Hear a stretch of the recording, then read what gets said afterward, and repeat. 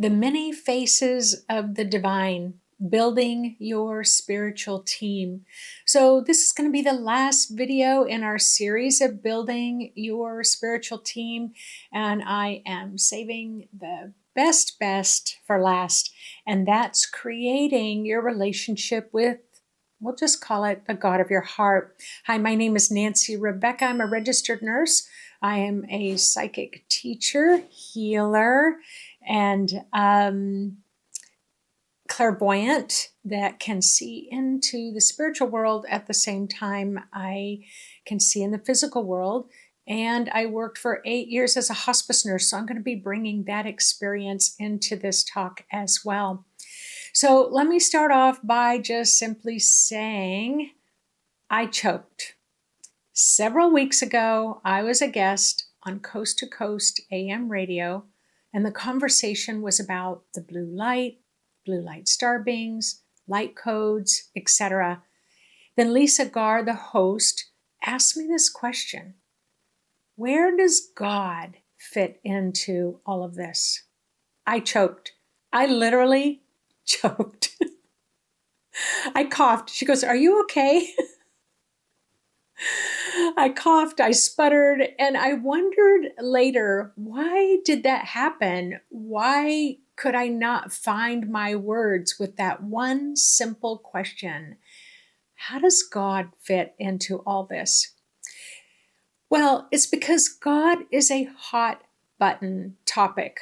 No matter where you are in the world, no matter what religious beliefs you have, no matter whether you believe in a divine source, a creator or not, it's charged. It's one of those things when someone says, where does God fit into all this? An entire room can go silent, especially if they may believe that you have a sense of authority around the subject.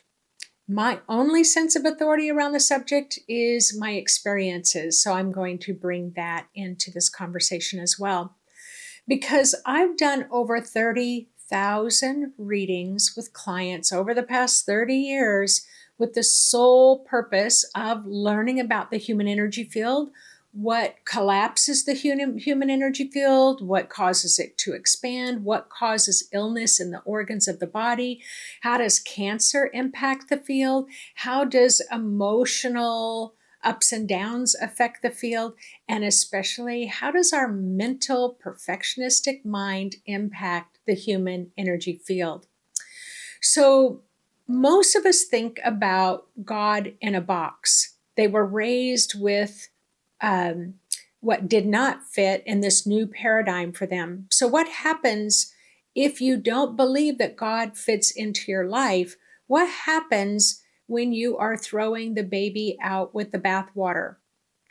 When asking about God, often people hold their breath, waiting to sense if what is said meets with either their approval of what you're saying or their rejection of what you're saying. And this isn't light approval or rejection, it's heavily weighted in a certain direction. So it's either black or white, but nowhere in a middle zone. People feel really strongly about this subject. What I have learned from the Creator over all of this is that there is, without a doubt, a great wisdom, a great benevolent wisdom, and our life in its human energetic form is nothing without that connection.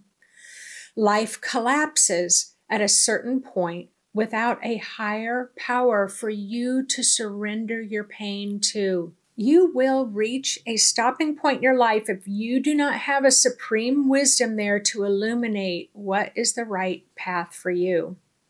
And I have learned that the presence of God itself is incredibly easy to invite into your life, to communicate with, and to know that there is someone there, a kind, caring benevolence that's ready as a great listener.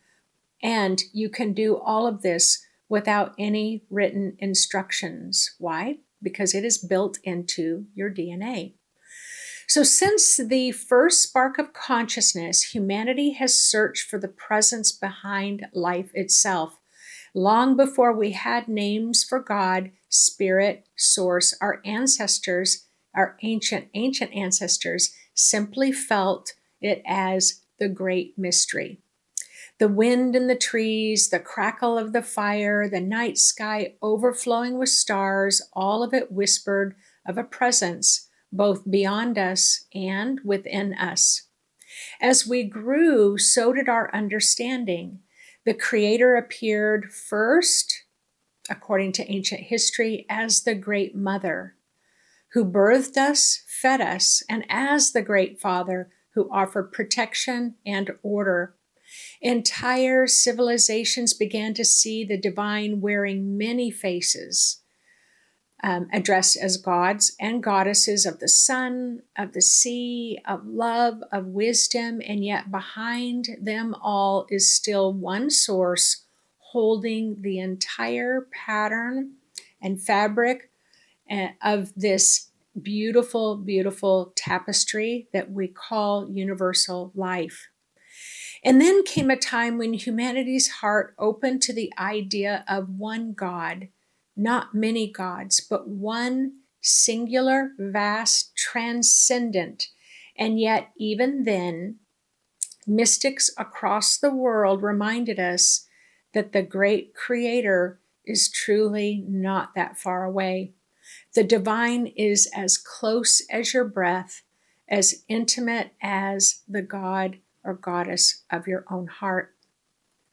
In more recent times, with the rise of science and global connections, we begin to speak of the Creator as consciousness itself, the collective consciousness, a field of energy and light that infuses every atom of existence. And now, in this current moment that we live in, many of us feel a new shift that is coming. We're beginning to understand that the Creator does not just act upon us, the Creator acts through us, and that we are co-creators in that process. We are the bridge between heaven and earth. Now, the story of the divine, it is not a straight line. It's spiral, just like the helixes of our DNA, which is alive in each of us. All the names, all the faces, all the stages are still there, encoded in your DNA, in your memory, and in your soul. And today, as we build our spiritual team, we remember that when you call upon a guide, an ancestor, an angel, or a star being, you are calling upon yet another facet of this one eternal presence, the great mystery, the great mother, the great father, the one God, the beloved, the source, are all expressions of the same eternal Creator. So, which face of the Creator is walking beside you today? Which aspect is asking to be on your team, guiding you forward into your own higher purpose? So, let me talk a little bit as a hospice nurse who sat at the bedside of hundreds of individuals who made their way to the other side, to the divine world, meeting with our loved ones, with our guides, our angels, with the Creator itself on the other side. Most of my clients, the ones that had a strong connection with church, a very strong connection with their religious community, I will tell you that, yep, they had a strong connection, but also when it came near their time to die, to take their last breath, they had a similar fear as everyone else, that they still questioned everything I've devoted my life to. Is it really, really there? Does it really, really exist?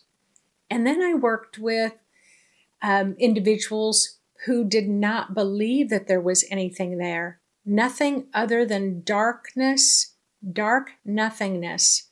until the final 2 weeks before their death, where they didn't even have fear because they just felt like they were going into nothingness. And then 2 weeks before, sometimes 6 weeks before, everyone begins to realize that there is an incredible, incredible team of spiritual beings that will gather around you to help you make your transition to the other side. Even those who did not believe found angels standing by their bedside, or they may find themselves dreaming of being in a park where all their family members are there to help them get used to the vibration and frequency of the other side. I always just called it the park, and I would say a good 75% of my clients, my patients, expressed being in that park, seeing that park, and describing it in the same exact way. I do remember there was one particular young woman. She was 30 years old, very, very, very strong within her church community, and had very strict guidelines as to what the God of her heart should appear like when she's taking her last breath, and that she was told that when she takes her last breath, if she does not see Jesus there, then she's in the wrong place. Now, I didn't know this until after I had this experience with her. So I'm there at her bedside with her mother. It's not uncommon when someone is younger to stay very alert to that whole process with their eyes wide open as they are crossing over. And what happened to her, she was just laying there. Eventually, she just closed her eyes. She stopped breathing. And so we waited just a few minutes for her heart and the oxygen to drop and her heart to stop beating. Suddenly, she rises up and she starts screaming, "Where's Jesus Christ in the sign of the cross? Where's Jesus Christ in the sign of the cross?" And she kept saying that over and over and over again. And so I was able to get her to look at me, and I'm like, "What's happening?" And she said, "I was told if I don't see Jesus Christ in the sign of the cross, I'm in the wrong place, and I'm afraid that I'm not going to heaven." And so I had to kind of talk her down, to calm her down. And then I said, "Who are you seeing? What are you seeing?" And she said, "I'm seeing a lot of people." Okay. And in all of those people, who are they? She said, "Well, I can tell it's my family. It's my aunts and uncles, it's grandparents." So it was her loved ones that were there to greet her. But because she literally thought she should be able to see Jesus in the sign of the cross, she was terrified that she was not going to heaven. And so eventually she got calmed down. She was able to close her eyes. She was able to go to her family members and to be at peace. There was another young girl. She was 15 years old. I was there with her mother. She was pretty frightened about what the end might look like for her. And her bed, the head of her bed was raised pretty high. I was on one side, her mother was on the other side. Her eyes were wide open. She was looking straight ahead at the wall. And suddenly she said, "It's happening. It's happening. I'm going. I'm getting ready. I'm there, but I'm scared." And then I said, "All right, what are you seeing?" And she said, "I'm seeing a long dirt path.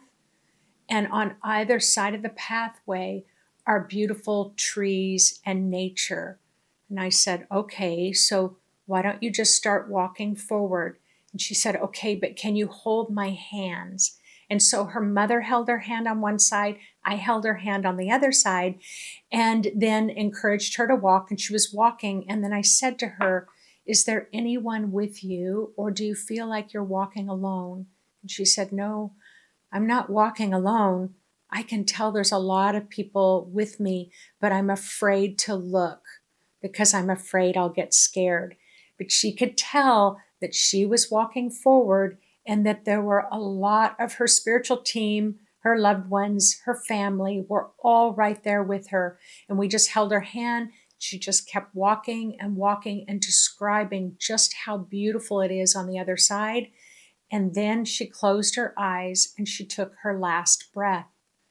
And so this is someone who had, the first story is someone who had a lot of concepts about what that's going to be like crossing over, what the God of their heart or Jesus may be like maybe a narrow, only provided an opportunity for her to only see in a narrow way. And then you have the other young girl who was 15, who was able to not have any pre-programmed ideas, to still feel fear, but asked to hold hands as she walked us to the other side. So let's talk a little bit about the God of your heart, because I want to share with you that it's a personal relationship. No one gets to name it for you. You get to name it for yourself. So in the beginning, the eternal divine presence staging across history, initially during prehistoric and deeply indigenous times, it was a primordial mystery. Before language, written myth, early humans experienced the Creator as the great mystery. They knew that it was an unseen animating force in nature, sky, animals, and the stars. Names like Wakantaka, Tonka is Lakota for Great Spirit, or Awen in the Celtic traditions echoed this presence of the great mystery. Energetic signatures, immanence, meaning the creator aspect of everything. The Great Mother, the Great Father, early agrarian societies as humans settled into farming, the divine force was seen as a fertility, creation, and of cosmic order. And then came along the Great Mother, goddesses, Isis, Hathor, the Sky Father, Zeus, Anu. There's many, many other names for the Great Mother and the Great Father. And the Creator as known as the nurturer and the protector, the life giver and the law giver. And that's the term. I do like to use the term the God of my heart, but I feel like that doesn't always bring in the mothering aspect. So I love the Creator is a word that fits really well for me, but that does not mean it's going to fit well for you. You get to use whatever word is right for you. So the pantheon, the classical and ancient civilizations, the divine became specialized aspects such as gods of wisdom, gods of war, the god of love, the god of the sea, the god of sun. The supreme creator was often Ra in Egypt and Brahman in the Vedic tradition. In the energetic signature, multiplicity of one source, where there's many, many faces of one essence. And that's kind of what I've been sharing with you when we're talking about creating your spiritual support team. And in that team are all your higher self, your main guide, your communication guide, your relationship guide, your healing guide. I can't remember the other ones. Oh, the ascended masters, and then the God of your heart. They're all aspects of the one main source, but they express in different ways. Just like we are all a part of the Creator, but we all have distinct different personalities and the way that we like to express in the world.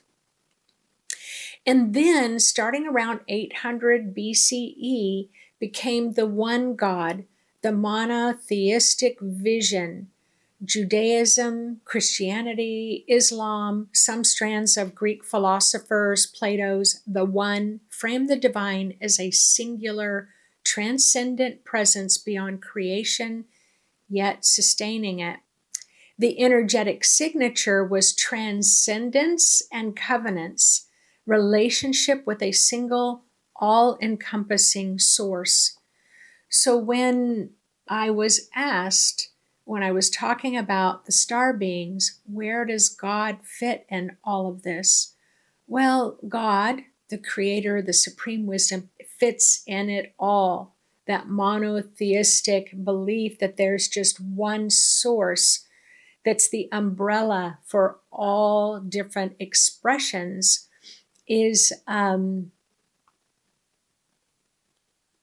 be very individual and very unique for everyone. But the way that I see that the star beings fit in are just another expression of that divine source.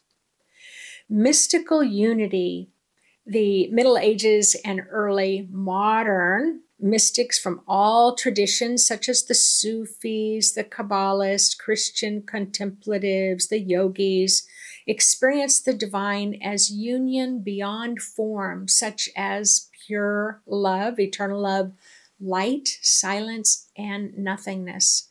Names started to come in like the beloved, the friend, the light, the void, the energetic signature around direct experience, the God of your own heart. Universal consciousness and the cosmic mind started coming in what is our modern era. With science and global interconnectedness, there's been a shift viewing the creator as universal consciousness, the quantum field, source energy, names like Great Spirit, the infinite mind, source, all that is, the energetic signature, integration, where spirit and science begin to converge. And now, where are we in our current belief cycles as co creators of awareness? That's where our current shift is, where today's spiritual seekers feel themselves not only in relationship with the divine, but as an extension of the Creator, participating in creation. Building a spiritual team means inviting guides, ancestors, ascended masters, and star beings as all facets of one presence that collaborates with you. And the energetic signature is embodiment of heaven and earth that merges through us while anchoring the divine light into earth. I remember there was one day when I had my calling. And when I talk about how connecting with that one source is easier than you think, and that we can make it complicated. I've told the story where someone was having struggles with addiction and being encouraged by their brother to pray. And the person with the addiction said, "But I don't know how to pray. I was never taught how to pray." And so that awareness was, oh, there's no set of strict instructions. Whether you've been taught that or not, it is easy. When I had my down on my knees moment, I just pretended like I knew what I was doing when I asked God, why do people have to die? I went into my bedroom and I locked that door and I got down on my knees and I took my hands in a prayerful motion, just like I had seen in the movies. And then I asked God, why do people have to die? And 3 days later, I had an out-of-body experience. And then the voice said, you don't die, you live on, you just shed your body.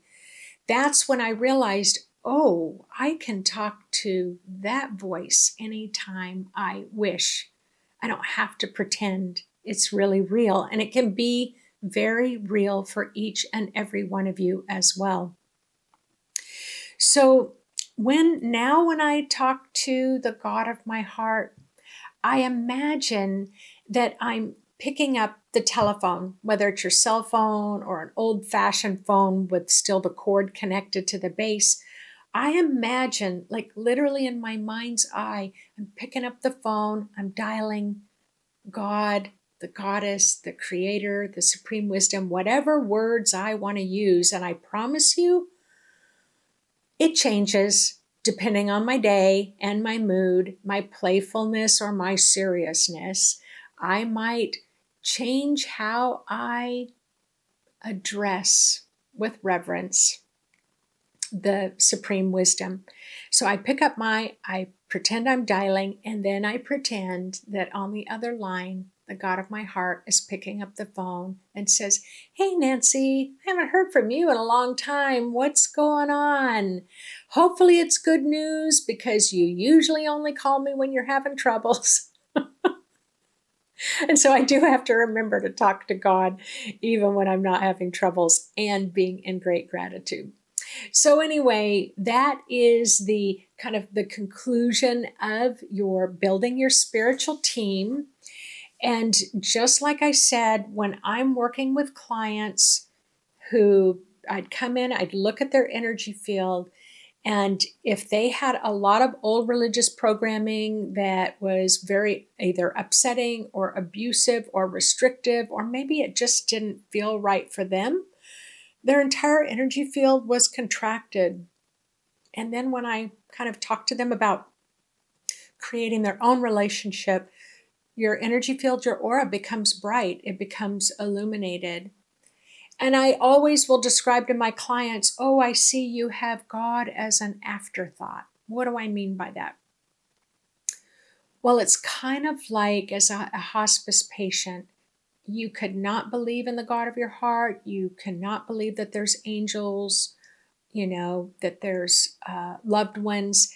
And then you get just before your death, and then all of a sudden you realize it is all real. It is really there.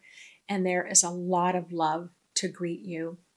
But you don't have to wait on your deathbed to experience that, because it's available to you at all times. You just simply, because that divine order believes in free will, they will not interfere. But wow, the moment you offer gratitude or you ask for love and support, it's there very, very quickly.